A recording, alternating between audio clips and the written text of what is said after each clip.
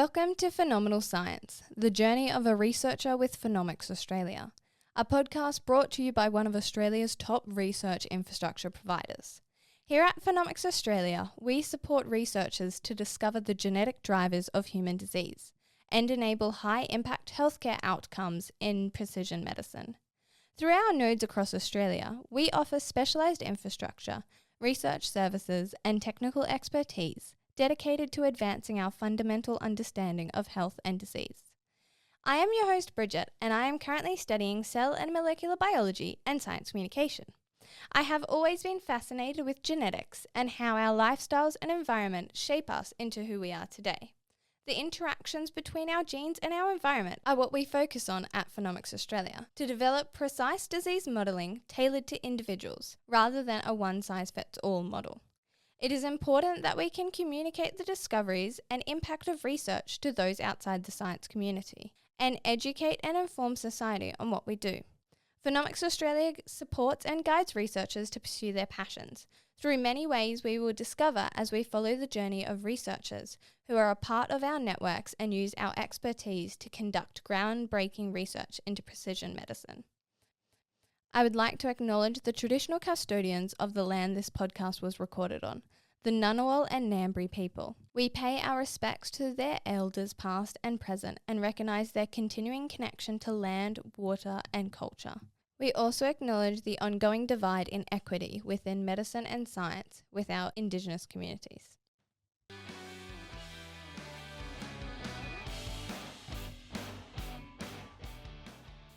Today I am joined by Dr. Martin Powell, an expert in genome editing and CRISPR technology. Martin worked at the Melbourne Genome Editing Centre at the Walter and Elizabeth Hall Institute of Medical Research, one of the 4 CRISPR nodes within Phenomics Australia, with his focus on using CRISPR genome editing to mimic and study diseases, including metabolic disorders and cancer. Martin was a part of WeHi's education team, providing his highly skilled expertise to build a portfolio of online education resources, including CRISPR 101, an online learning course focused on introducing learners to the fundamental concepts of CRISPR technology. With his genetic and molecular skills, he has been able to contribute to hundreds of model systems used to study health and disease worldwide. Martin is now following his passion as a science educator and has a position as a lecturer with the Charles Sturt University. We will explore his journey within the genome world and discover how it is changing lives today. Hi Martin, how are you going today? I'm good, thank you. Thanks, Wonderful. Bridget. It's great being with you this afternoon. So we're going to jump straight on into our podcast.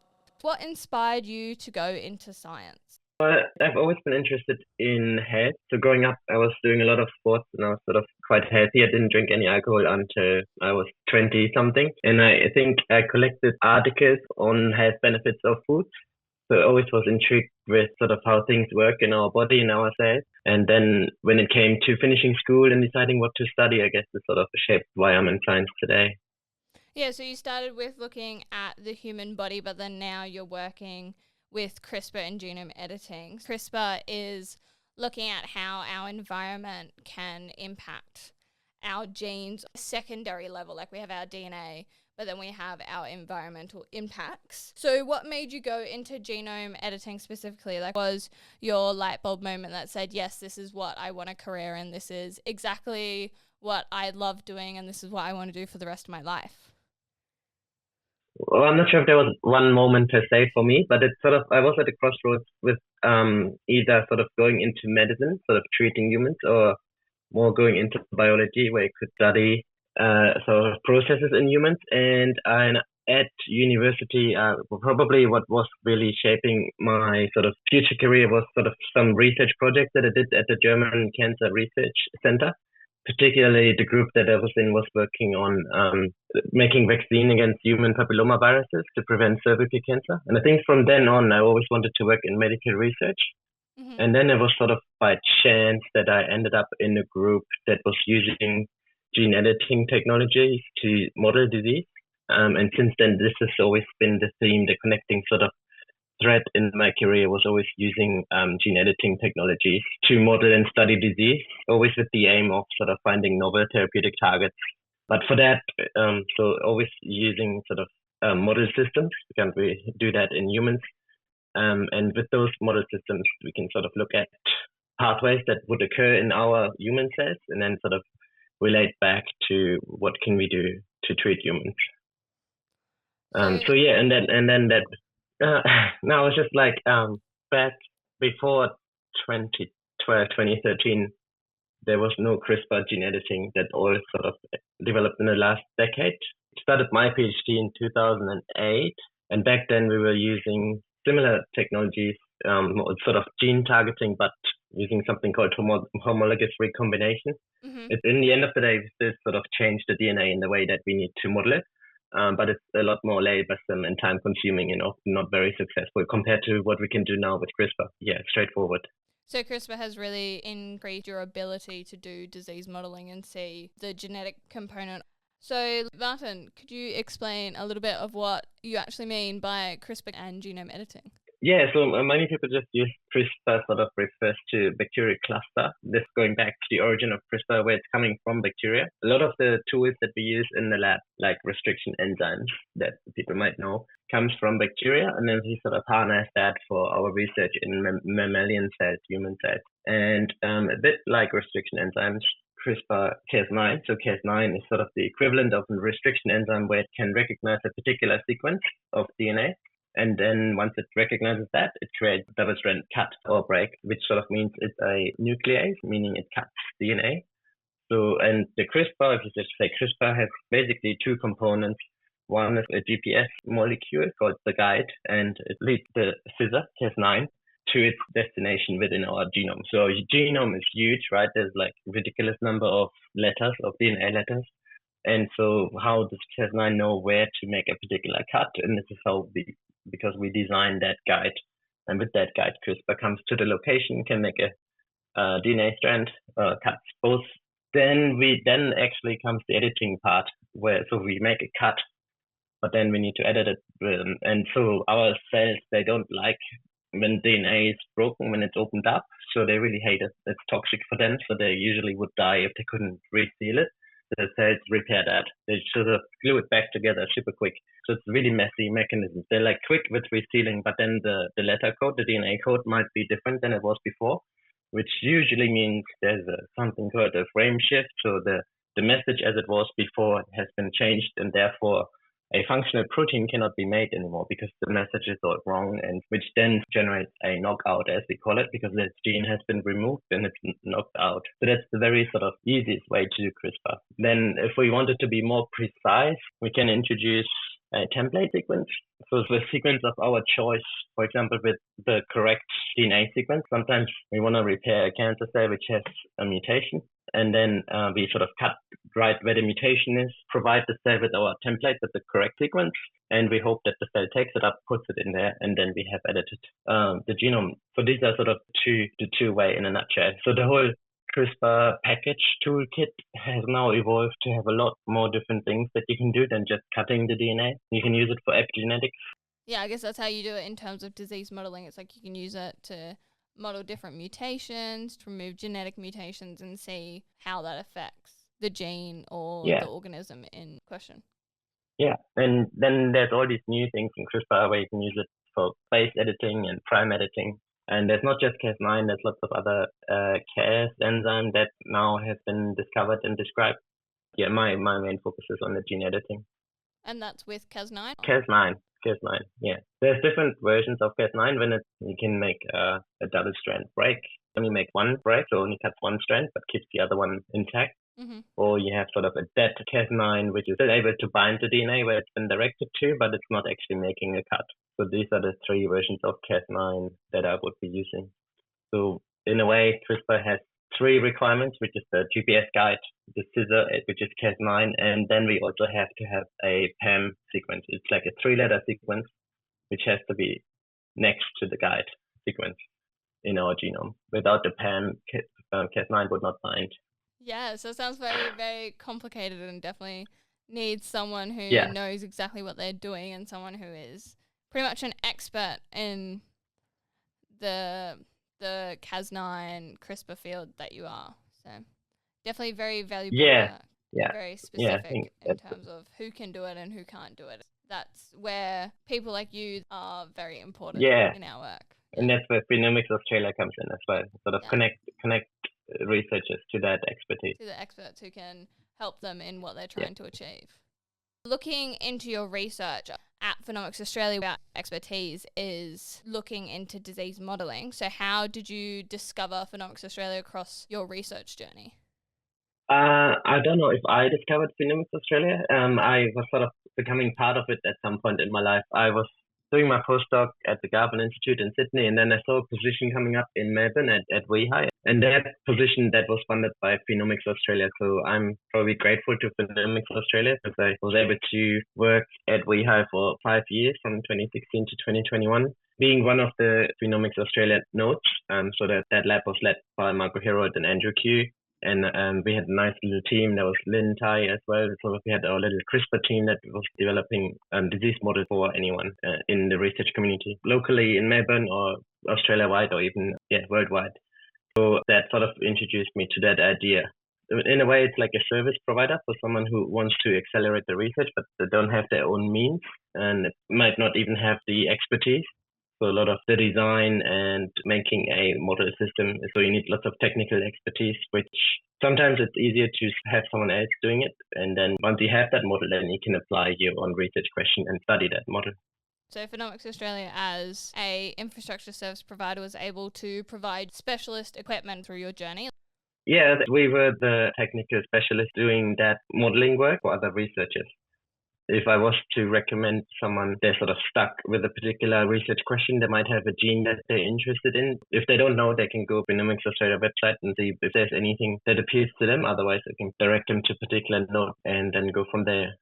Sounds like you have been working throughout your research journey in lots of different areas and with lots of different institutes. So how has that helped to get to where you are?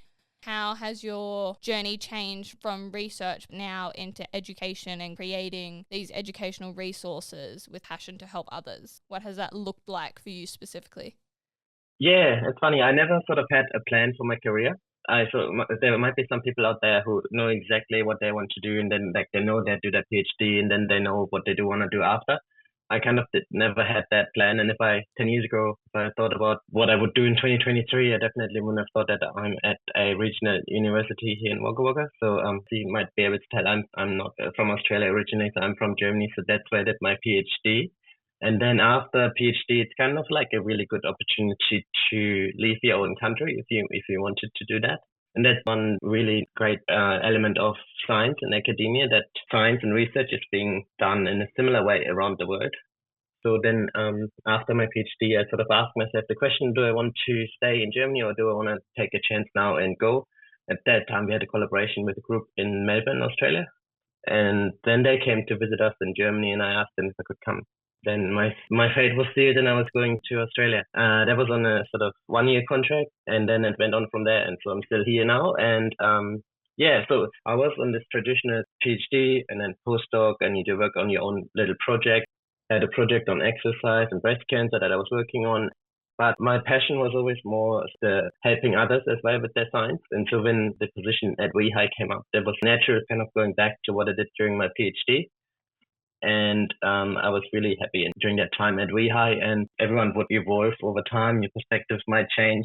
Thinking a bit more strategically about my future, ask myself, what do I really enjoy the most? What do I find really rewarding and satisfying of my work, for example, at WEHI? And what always then came back was helping others and teaching other scientists in the lab. So that was always sort of the part that I enjoyed the most in my work. And so I was doing a little bit of guest lecturing at that time. And in 2020, I think everyone got affected by the COVID situations. And then like many people sort of sat down and thought to themselves what they want to do with their life. And at that time, I was going into the teaching direction a little bit. And then there was a secondment opportunity at the WEHI Education Office. Yeah, so that's when you started working with the CRISPR education resources? Yes. Yeah, and so this was perfect way I was able to sort of bringing my technical expertise in CRISPR and making a sort of an online educational resource with that. And my supervisor, Marco Herold, was very supportive of me taking up that position. COVID lockdowns, where working in the lab was really difficult. being able to work on the educational side was kind of much easier at that time. So I guess you've kind of had two parts. So you started with your research and your genome editing and your CRISPR work to then now continue what you love, being teaching. So it shows how flexible your pathway can be. You don't have to necessarily just be doing research the entire time. You had that time to reflect, which I guess is an advantage to the terrible COVID pandemic that we had. But then to be able to make that turn into something really rewarding for you that has then changed your career. Do you think that you would want to go back to doing research full time? Well, that's a very good question. I think at the moment I like the mix of both. So I'm now a lecturer at the university here at Charles Sturt University in Wagga. And this lecturer position comes with the research portion, so I do get to do my own research now. The way it works is a little bit like a group leader position. So I do my lecturing, and then I have time to do my own research, which is also based on CRISPR and using gene editing here in Wagga. And in a way, for the last so many years, it was always kind of motivating for me to bring technologies such as CRISPR gene editing to places like Wagga, where it might not be available traditionally. Being in a regional area that doesn't have as many resources, to have someone who has had their expertise developed and supported through Phenomics Australia and had the WeHi support to create the educational resources to then give forward more than you would be able to normally by then having your expertise in a regional area in Australia, which otherwise wouldn't necessarily be able to have. So I guess looking at Phenomics Australia, what was available to you working at WeHi that wouldn't necessarily be available in other laboratories? Well, working at WeHi, I think Phenomics Australia is obviously a part of that and also of Uni Melbourne. So WeHi is the Department of Medical Biology of University of Melbourne. So just that whole research infrastructure that is available at WeHi/Uni Melbourne is just next to none. So that's world class. You won't find any better environment than at WeHi or Uni Melbourne. And basically, whatever research question you have, you can find someone with that technical expertise to answer that question. So it's a very luxurious position as a researcher or a scientist to be in. In other locations, you might still be able to collaborate with anyone around the world, but it's much more difficult and time-consuming, and it's easier if everything is sort of concentrated in one spot, as it was at WeHi. And looking at a field such as genome editing and using CRISPR, with that being such a highly skilled area to be in, has it helped to be able to work in Phenomics Australia that has the actual physical infrastructure? Do you experience the technology to be able to conduct that research in many places, or was the infrastructure of Phenomics Australia very beneficial for you? Yeah, so for us at WeHi, at Phenomics Australia is providing that infrastructure so we can use it and generate models for us or for other researchers. Without that Phenomics Australia support, we could not have developed any models. Doing it with CRISPR means we can do a lot more models in the same amount of time that you previously, before CRISPR, were able to do it. Other gene editing technologies that sort of were a bit overrun by CRISPR, they were just coming up. So I was using homologous recombination and embryonic stem cells, but then there's like something called zinc fingers and TALENs, and particularly TALENs were quite promising around that 2011, 2012 time. But this is right when CRISPR arrived, and so CRISPR is getting a lot more popular and easier to work with for disease modeling? Once you understand how to use it, it's much quicker. You can do a lot more than with other technologies. As someone who has been using it for the last 7 years now, has a bit of a reputation as, it's very easy, anyone can use it. But then the intricacies of it, the design, the actual sort of validation of what you do on the DNA level, this is sort of not that trivial. So the service that Phenomics Australia provides is beneficial for researchers because they already have the infrastructure and you can talk to a specialist or a technical expertise if you're trying to break into that field? 100%. Yeah, 100%. So our Phenomics Australia node was doing in vivo models. Do you want to just go into a little bit of what actually in vivo means? Yeah, we're not medical people, but we still sometimes like to use abbreviations or Latin terms just to feel fancy, I think. So in vivo sort of means in the living, so in a living sort of organism, whereas in vitro, cell? Yeah, in a cell, that's right. Or a cell is kind of living, but the cell, when you refer to in vitro, that cell would then be in a dish, in a petri dish. versus cells that are actually in a living organism. You were saying about the services that your WeHi node gives available to Mm-hmm. researchers? Yeah, that's usually that's only in vivo. So the work that we've been doing, we were really highly specialized on generating in vivo models, which, because we were so specialized in, was straightforward for us to do. Setting up, for example, if we had set up or in additional sort of infrastructure with in vitro modeling, that would have required significant resource investment, time, and labor on our side to be able to offer that service. So there's other nodes within Phenomics Australia who would offer that on an in vitro basis. And I think it's great because so even here in Wagga, I was contemplating using human-induced pluripotent stem cells. So you can do human stem cells that are able to become any cell you want in the body. So that's sort of a feature of stem cells. And so you can edit them with CRISPR depending on your research question. But then there's already a Phenomics Australia node that does specialize on doing this sort of in vitro modeling. Cells being cells, you can freeze them and send them. So it's pretty easy to get them to wherever you are. So the impact of your work with your disease modelling, how has that furthered our understanding of like health and disease and working with precision medicine? Yeah, I like to think that we're all part of a wider research community. So there's lots of scientists around the world and everyone is sort of researching on their own project, but they will sort of feed in, for example, how we can sort of identify in cancers that we then can use to make cancer cells stop growing or develop in the first place. And so what we do is just always like a little piece of the puzzle in solving that, and then we publish that in research journals, and then other scientists around the world can see what we do, and everyone sort of working together in the science world to solve the bigger questions. But as an individual, it's sometimes like a little piece of a puzzle that contributes. Yeah, and I always kind of enjoyed that. Yeah. Yeah, so your disease models that you have established through Phenomics Australia can now be accessed for those studying disease and health worldwide. Yeah, exactly. So I think on average we would have done one disease model per week, so maybe around 50-ish models per year. And is that like a lot to have, like working with the infrastructure that you're able to at WeHi? Is that one model a week very substantial?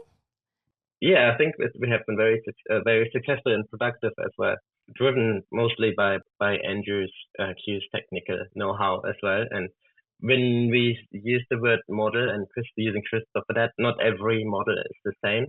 Some models are much easier and quicker to generate than others. So there could be like one model that's been generated in 6 to 8 weeks, and another model takes half a year to generate.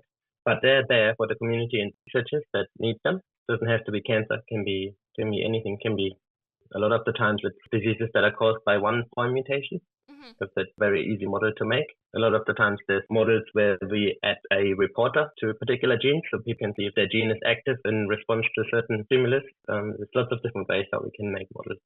So that's a service that comes out of your research within Phenomics Australia, is having all these models that a researcher can access and can ask. They then don't necessarily have to go and create their own disease model. They have access to the ones that you have already created, which is very substantial and very valuable for the research world overall. A lot of the times that we would make a model upon request. Someone with a research question like you, Bridget, you might have your favorite gene that you're working on, and then you know that a particular mutation in your gene is causing a particular disease, and you want to study that disease. So in order to sort of simulate that, you wanted to then have a model system where that mutation is present, and you come to us, we generate that model system for you, and then you use it in your research. You might add a drug to see if you can sort of change the impact from that mutation. So that's what we do. So people then receive their designed and generated model system and can use it for their research question. Wow, so very valuable. Of course, if someone else, was working on a similar question, then they can sort of share that model. That's sort of the idea of science, that we always sort of share resources. So that everyone can benefit, so that at the end of the day, we're all trying to create a healthier and better world. And so to be able to use our services to give back to the research community and further their research is really valuable and very rewarding, I would assume.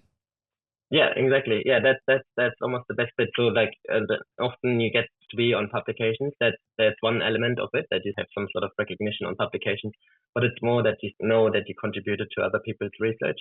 a lot of the times it would be students performing research and just mentoring, supporting them and seeing them growth and helping to generate the next scientist using CRISPR. That's quite rewarding, probably the most rewarding And I guess that's aspect why of you've my now work. moved more into the education. Like once you created the CRISPR 101, which is another resource that has come out of our WeHi Phenomics Australia node, how have you seen that help others? Like, have you been able to get in contact with researchers who have used your resources and like, hey, this really helped me to understand my research and it's been able to encourage me to go into CRISPR, for example? How has your resources that you've been able to discover and create helped the research community? Have you seen the impact of it?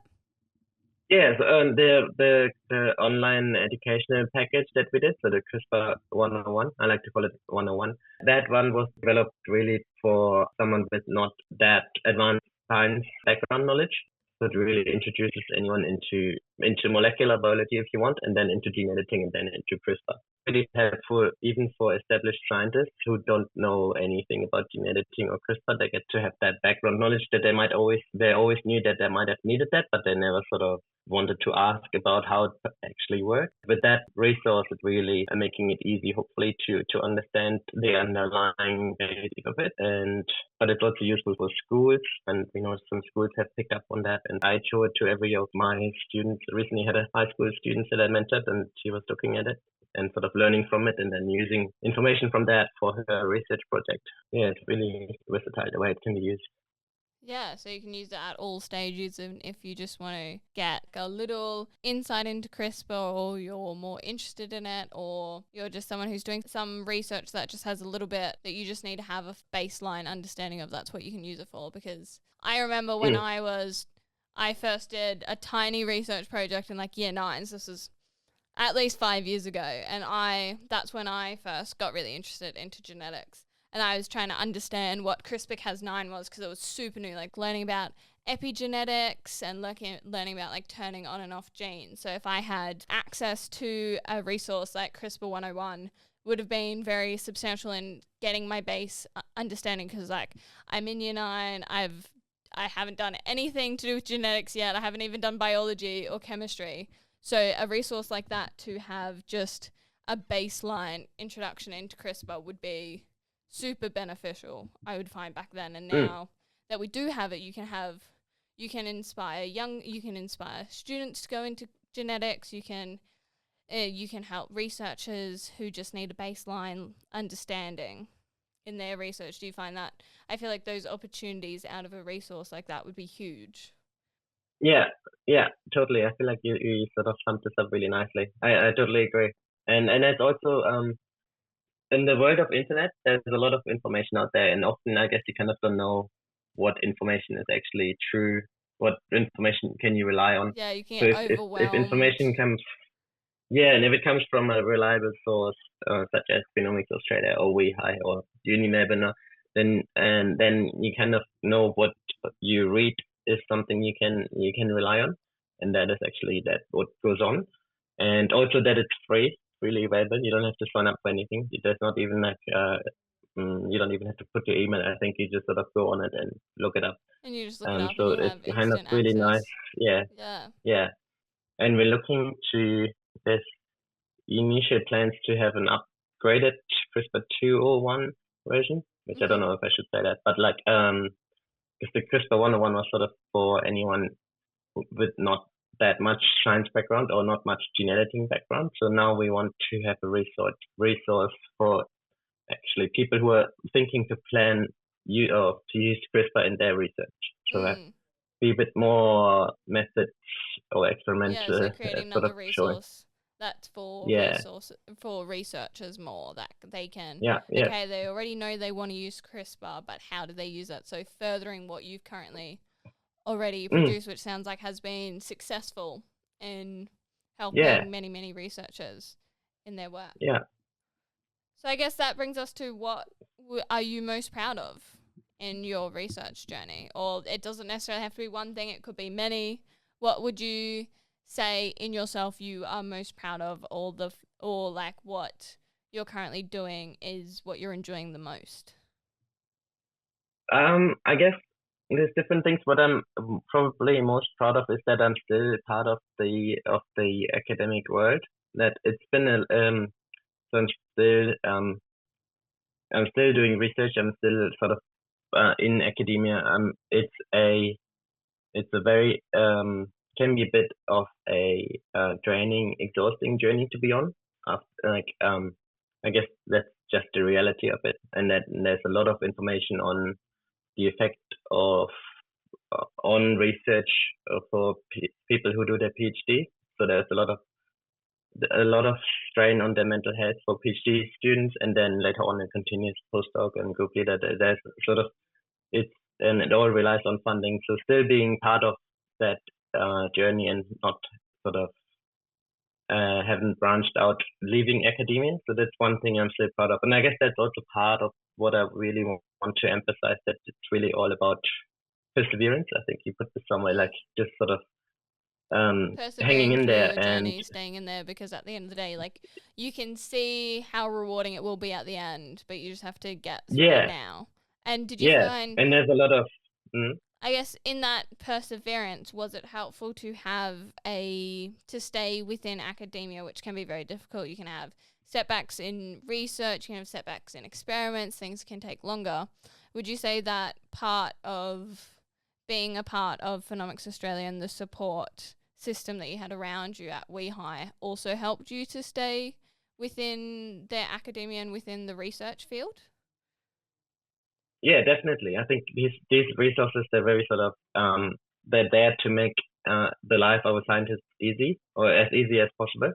And so at least then you don't have to worry about, can I generate that system or not? That's all sort of being taken care of, and you get that sort of sorted out, and you can sort of focus on other things. So that's definitely a very important point or part of staying within the competitive world that is research. Yeah, definitely. And then the other thing is also, I think mostly it's the impact on other people's research that I find it quite fulfilling that other people can use a model that we generate to use for their own research, and then generate results and meaningful sort of get some meaningful information from it. And then the third thing that I'm probably most proud of is just also inspiring the next generation, sort of teaching how to do CRISPR to young scientists out there, and sort of creating the next generation of scientists. So that's probably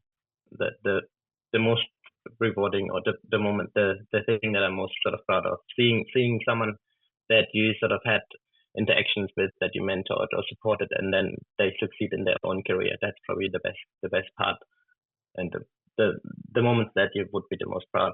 Yeah, very rewarding work to see all your hard work then furthering and helping others, and being able to be there to guide them through everything. And I guess that happens within Phenomics Australia, and by the sound things, definitely out of it as well when you're now being a lecturer at CSU in Wagga. Our last question would be, what advice would you give to a future researcher looking for somewhere to start? Like you've said that you've done your disease models, which help current researchers in their research, and that's super rewarding. But what advice would you say to someone who is getting their first step through the door and looking for somewhere to start in their journey? I guess everyone is on a different step in their journey, so it's hard to give one thing a blanket rule of advice. I think having a good supervisor is the most important thing anyone can do. So if you're not happy with your supervisor, then it's probably a good idea to find out why that might be. And the supervisor will really impact on your future career. So that's the biggest thing. And then also just knowing that there will always be downs, but every down is followed by an up. But sometimes the down can be quite long, and it feels like forever. So you just have to hang in there until another up comes. And even though sometimes it might feel like it's all too hard, if you just hang in there, then things will work out again. So and just sort of trusting in yourself. And Phenomics Australia, what we did at WeHi, these are fantastic resources if you had a specific research question to sort of accelerate your project. And they're very cost effective, so it's very accessible for research groups. And the website is great. I just checked it out before the podcast again. There's a lot to discover on that website of Phenomics Australia, with so all I our encourage everyone to. For example, Incredible. I didn't realize that Phenomics Australia also has a pathology node, We do, yes. which So I find now that's intriguing because, down in Melbourne, we have our pathology node. So we've now grown to have at least 6 different expertise, and all of them have multiple different services that you can access if you're thinking of doing any research. We also have huge teams with experts like Martin, whose knowledge is invaluable. No, we didn't plan this before, but so the course that I'm teaching here at Charles Sturt is actually pathology. So we teach medical scientists who are gonna work in a pathology lab, and histopathology is a big part of that. And they do clinical placement as part of the degree. So I was even thinking about approaching the pathology node. Yeah. Well, I guess that's definitely another huge thing about Phenomics Australia is you can collaborate. Even though you were in the genome editing node, you can also access all our other ones as well. And I was talking to Tina Cudman, our service manager of our histopathology lab, and she was saying how she's really passionate about being able to encourage students to consider the other pathways that pathology can have. They're really striving to make services accessible to everyone. So if you're a researcher who has a question and you're not entirely sure where to start, definitely getting the guidance from Phenomics Australia, and you have a question and we have a service that is ideal for you, definitely going down that route and seeing whether or not you can access our services would be very beneficial to both the researcher and Phenomics Australia.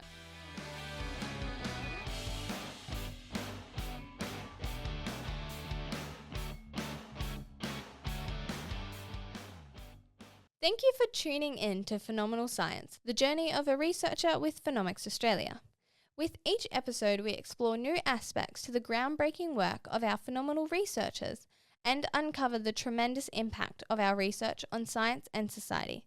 Listen in as we dive deep into the world of phenomics and innovation, and continue to follow us as we embark on this remarkable journey together. I would also like to thank the Australian National Centre for the Public Awareness of Science, CPAS, for providing the amazing podcast studio we are recording from, and all those who we have interviewed for their insights into Phenomics Australia. We look forward to hearing from our next researcher and guest.